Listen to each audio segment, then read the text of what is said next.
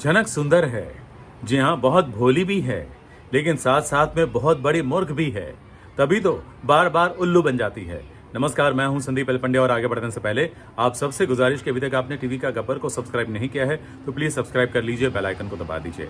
आपने देख ही लिया होगा कि झनक एक बार फिर किडनैप हो गई है, लेकिन मैं समझ नहीं पा रहा हूं कि झनक वैसे तो समझदार है, वैसे बहुत बड़ी बड़ी बातें करती है, लेकिन वो बार बार उल्लू क्यों बन जाती है, और वो भी ऐसे अनजान लोगों से जो उसको कभी भी आकर कुछ भी बोलेंगे और वो मान लेती है।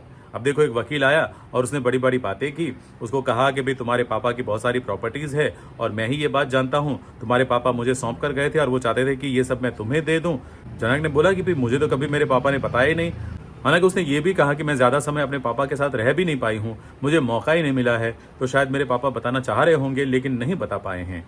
लेकिन ये बात सच मानकर वो उस आदमी के साथ गाड़ी में बैठकर चली भी गई और फिर बाद में उसके साथ कुछ गुंडे भी आ गए, तब भी उसने नहीं समझा।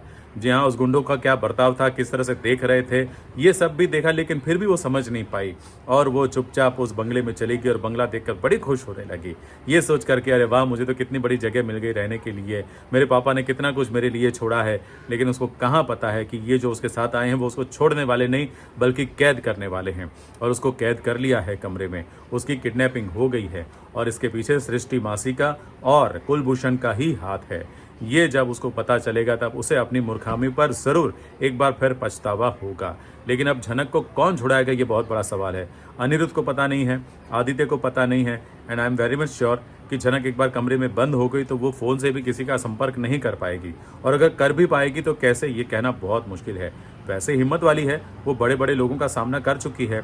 हो सकता है कि यहाँ जो उसे कैद करने वाले लोग हैं, वहाँ जो लोग पहरा दे रहे होंगे, उनको मात देकर झनक निकलेगी, अपने आप को बचा लेगी, या फिर कोई आकर बचाएगा। पता नहीं, जो भी होगा बाद में पता चलेगा। लेकिन मैं तो यही कहता हूँ कि झनक सच में भोली तो है ही, लेकिन साथ साथ में महामूर्ख भी है। ऐसा भोलापन भी क्या काम का कि लोग आपको आराम से उल्लू बना दे, आपको मूर्ख बना दे।